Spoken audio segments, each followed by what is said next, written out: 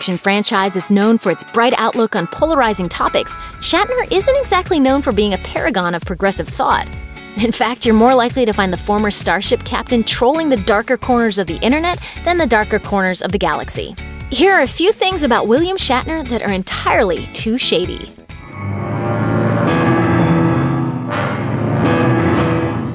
The cast didn't like him. When Star Trek first aired in 1966, it wasn't a hit for NBC. The show lasted only 3 seasons, and it didn't become truly popular until it hit reruns in the 70s. Those humble beginnings supposedly didn't stop Shatner from being a diva during the show's production. According to many sources, nearly the entire crew of the Enterprise had problems working with him. Actress Nichelle Nichols almost left after the first season to return to musical theater, but there were also rumors that she wanted to depart due to Shatner's behavior. She decided to stay after meeting with Martin Luther King Jr., who told Nichols she was an important role model. Even Walter Koenig and James Doohan feuded with Shatner because of their experience with him on the show. But it turns out that the one person who Shatner clashed with most often was Captain Kirk's on-screen best friend, Mr. Spock. Shatner versus Nimoy. As the popularity of Star Trek grew, fan mail poured in for Leonard Nimoy's famous Vulcan, which made Shatner jealous and a little vindictive. In the pages of his 2016 book, Leonard, My 50-Year Friendship with a Remarkable Man, Shatner admitted to not handling the situation very well. He's mean. He's really mean. I've been telling people this for years. Now, I want you to believe me tonight. I'm not kidding. He's mean. He's a mean person. For starters, Shatner often hid Nimoy's bike, which Nimoy used to get around on set. One day after I had complained, he got my bicycle and he tied it to a rope, and they put the rope up in the rafters. According to James Doohan's memoir, the two nearly halted production after Shatner refused to let a photographer who was profiling Nimoy into the Paramount makeup room. Nimoy reportedly refused to get into makeup until the photographer was allowed in. Despite Shatner's ego causing considerable friction, the co-stars reportedly became allies after Nimoy sued Star Trek producers for using his likeness to sell Heineken beer in England. The pair even took on Trek creator Gene Roddenberry for demanding a large percentage of Nimoy's convention appearances, according to Shatner. The actors renegotiated their contracts together and became close friends for decades until Shatner pulled a shady move with his 2011 documentary, The Captains. When Nimoy declined to appear in the movie, Shatner allegedly had Nimoy filmed without his permission at a convention. After that, the pair never spoke again, though Shatner has claimed he doesn't know why. So this dear, dear friend of mine went to his death, and I don't know why I couldn't comfort him in his last moments. In the end, Shatner even missed Nimoy's 2015 funeral, citing a conflict with a charity event in Florida, even though the actor reportedly landed in Los Angeles just 2 hours after Nimoy's funeral began.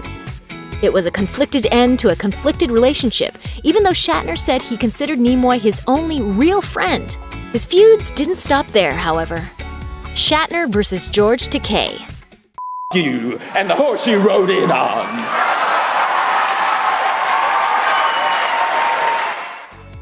George Takei's popularity has never been better, thanks to his strong social media presence and his decision to come out of the closet. Takei also has more Twitter followers than Shatner, which probably hasn't helped their 40-year feud. According to Takei's 1994 autobiography, To the Stars, Shatner acted like he didn't know who Takei was on the set of the original series, which Shatner doesn't exactly deny. I literally don't know him. I didn't know him very well on the series.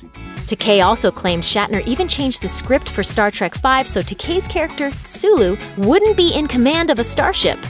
The situation grew volatile in 2008 when Shatner ranted in an interview that he wasn't invited to Takei's wedding.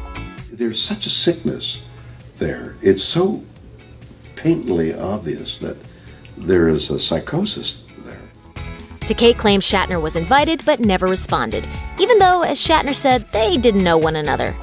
The two traded many barbs over the years, but in 2016, they managed to settle their differences for a reunion photo at Destination Star Trek Europe.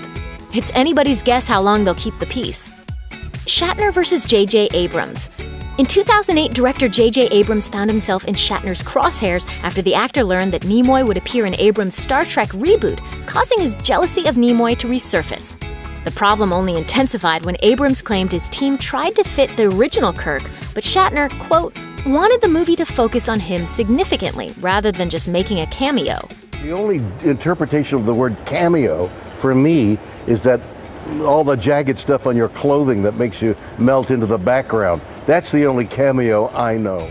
Shatner responded to Abrams with a video claiming he was never contacted. JJ, I'm going to tell him personally. Okay? JJ, nobody ever came to me and said, we have a cameo, okay? Shatner eventually became a big fan of Chris Pine, who played the rebooted Kirk, and everything seemed to be going well. And then Shatner discovered Twitter. Shatner versus social media. Shatner really gets into his TV shows and has very strangely spent a lot of time live tweeting teen dramas, including Once Upon a Time and almost everything on the CW. Where Shatner really goes off the deep end is shipping, or placing two characters or actors in a romantic relationship. That seems innocent enough, but this behavior is especially heated when it comes to Outlander stars Sam Heughan and Katrina Balfe. Shatner made it his personal crusade to stop Outlander shipping, allegedly to help protect Heughan's real life, which was being upset by rumors. It didn't go well when Shatner summoned millions of followers to focus on specific people whose tweets he didn't like. Some users even wrote to stars in hopes of escaping Shatner's harassment. And then things got even weirder. On July 30th, 2017, Shatner's tweets began furiously attacking progressive causes, which put him deeply at odds with much of the Star Trek fanbase. The Advocate noticed that Shatner was using alt-right language to attack both Outlander fans and feminists, despite often declaring that he's not political. If there was any doubt about his politics, the actor was noticeably absent from an open letter signed by past and present Star Trek cast members denouncing less than inclusive policies in the White House. Shatner versus himself. While Shatner's ego has often gotten the best of him, he has repeatedly admitted that his narcissistic personality was the cause of his trouble over the years, and thus assumed some responsibility for it. Even for his failings today, Shatner's oversized bravado as Captain Kirk has definitely encouraged fans to strive for a better and brighter future, even if he's no longer in control of the ship. I'm the captain! Don't you understand? I'm captain of the ship! I'm the captain! Thanks for watching.